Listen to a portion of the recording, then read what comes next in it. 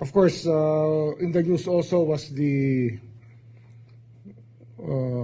investigation we are conducting on obstruction of justice, what happened in the Senate. And in that light, sumagot na po si former Senate President Alan Peter Cayetano.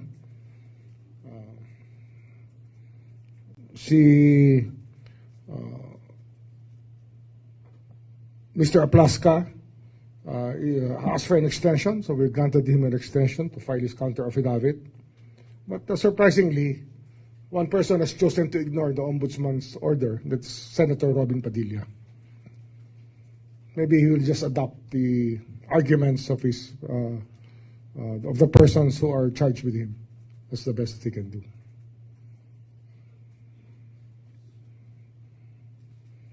Ayan. So far, things are moving smoothly, and we're here every day. Alam niyo naman, you can sense it naman when action is going on here.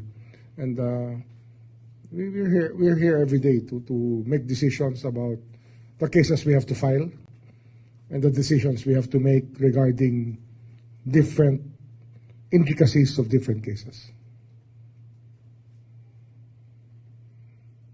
Okay? So that starts the ball rolling.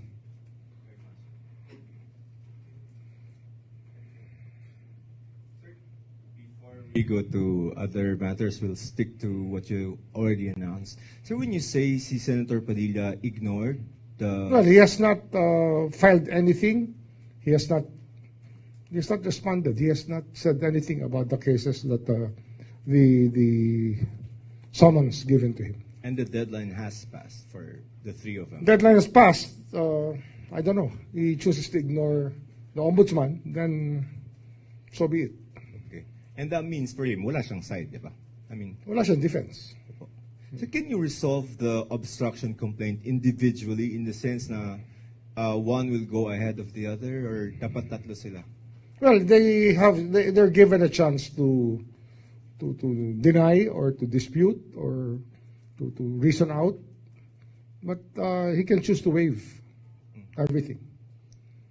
Looks like he has chosen to waive it. I don't know if he's being given any legal advice. Sir, last for my part on this point. APC deadline was, he submitted yesterday, sir, no? 16. Ano ba? 16?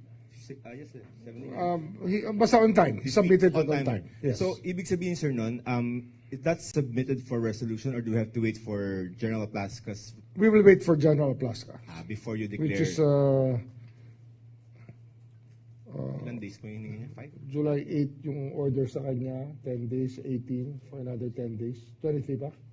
So, 23rd. So, July 20, filing, if ever Next there is. Wednesday. 23rd. Or Thursday. So, ang filing, if ever, qualifier, if ever may filing, if ever, kailan, yes. sir, mangyayari yan? Well, pag-joint ng issues and we are able to come up with the resolution. How many days would you need? I cannot say, but we'll do our job. Okay, sir. Yan po muna.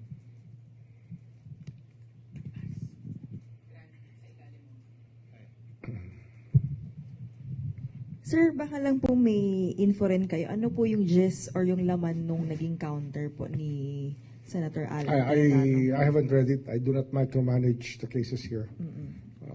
We just want them to answer. Gusto namin sumagot lang sila.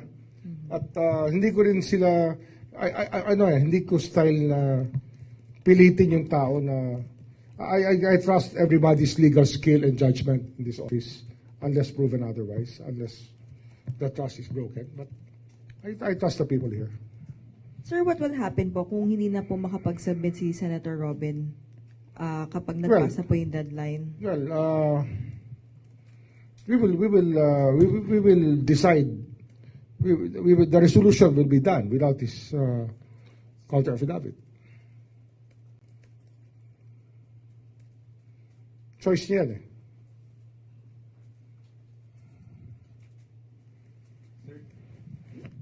Advance na natin. Kasi kung halimbawa magpa-file kayo kay APC, baka sabihin na naman, you expected response. Baka mamaya, this is all part of the, word ko yun, attack against the minority.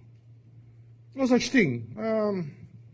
Remember, the people in jail now, many of them were our allies from the very beginning. That's the way it is. Lahat naman tinatamaan dito eh. Wala namang sinisino to eh.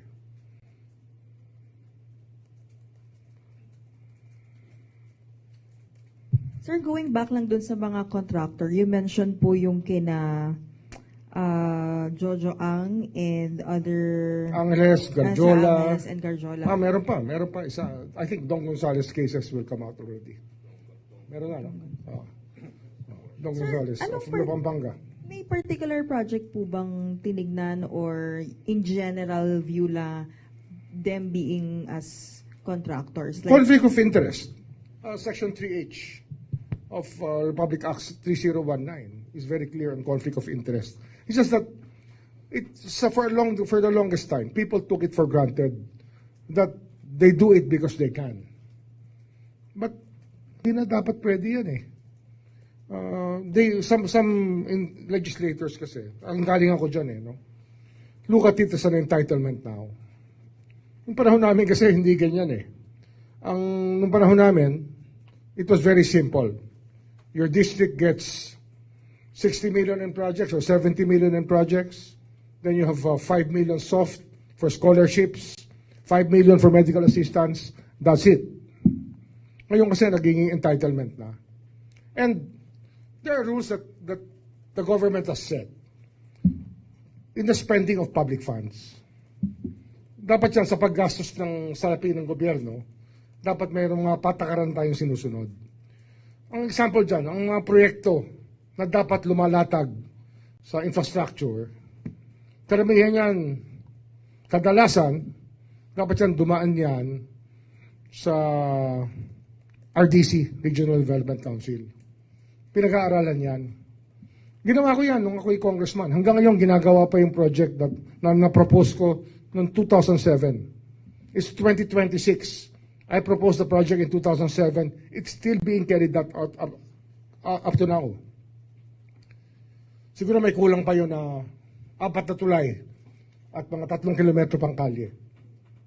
Ano yan eh? Ito yung East-West Road from Silang, Cavite to Nasugbu, Batangas. I was the one who made the study on that. Dapat talaga yun ang trabaho ng congressman. Hindi pwede sabihin mo, basta bibigyan namin kayo ng project title, dapat bigyan niyo yung perang to. Nagiging gano'n na kasi yung lakaran. Hindi na pwede yan. There's no entitlement. And ang naka-complicate pa nito, may mga mahirap sabihin, pero sabihin na natin, no? Contractors na naging congressman and decided to control show in the House. Yun ang pinakamasakit dyan. Parang as if conflict of interest didn't exist. As if Republic Act 3019 didn't exist. So, it's going to be difficult for anybody who rules this country to put sense unless something is done about conflict of interest. Kasi mali talaga eh, di ba? Mali eh. Ano, naging congressman ka para makakuha ka ng project, para yumaman ka? Mahalay, di ba? Di ba mahalay, Joseph? Huh? I reserve my judgment. So it's okay with you? No. I have no opinion there, but it's yours. Oh. Pero mahalay eh. I mean, if some people think it's okay, and then you belong to that group who thinks it's okay. But for those who want decency in our society, na maging decente naman ang lahat, hindi na dapat ginagawa yan. Di ba? Yun nga, yung kaya naging contractor, ang tawag. Eh, masakit yan kasi naging congressman din ako, yung may nakakong congressman. Siyempre, sa pinanggalingan ko, masakit sa akin yan, ginagawa ko to. Pero kailangan kong gawin to para tumigil na. Eh, kailan sila titigil? Pag ubos na pera ng salapi ng Pilipinas. Diba? Naku, sabihin nila, palagyan natin ng tulay. Yung lugar na yan. Sir, walang ilog. Hindi, maghukay kayo ng ilog. Ganun na lang ba ngayon? Diba? Hindi na dapat ganun eh. It's preposterous already. Na i-dictate mo, ganito gastusin ang pera ng bayan. Sir, speaking of congressman, may update na rin po ba kay Martin Romualdez? And I know na dinidinig na rin po ng mga mahistrado ng Sandigan Bayan yung inyong motion po to discharge former Secretary Bonoan. But what will happen if We're very close in to case it. po na hindi ma-approve yung motion? We're very close to filing the plunder charges, but we still have to cross the T's and dot some I's and probably put periods in sentences. Yun na lang, ganun kalapit na yan. That's why I didn't deliberately talk about that. Pero the cases are just about ready for preliminary investigation. Mamaya paliliwanag din ko yung concept ng preliminary investigation kung bakit kinakailangan. Kasi marami hindi nakakaunawa, but naimbestigan nyo na, meron na naman PI. Ganun po talaga ang lipunan na may sistema ng batas na pinangangalagaan ng karapatan ng bawat isang nasasakdal. Kaya meron tayong preliminary investigation para to protect the rights of people who may be accused of any crime. But we can explain it better later. But sir, will it still stand without Secretary Bonoan testifying? Ano yan alam mo, when it comes to a case like that, it's not as simple as you want it to be. You're talking about layers and layers of lawyers, people who will defend up to and go to any extent to defend their client. So hindi ganun kadali. Pero we've been managing to thread the needle, so to speak.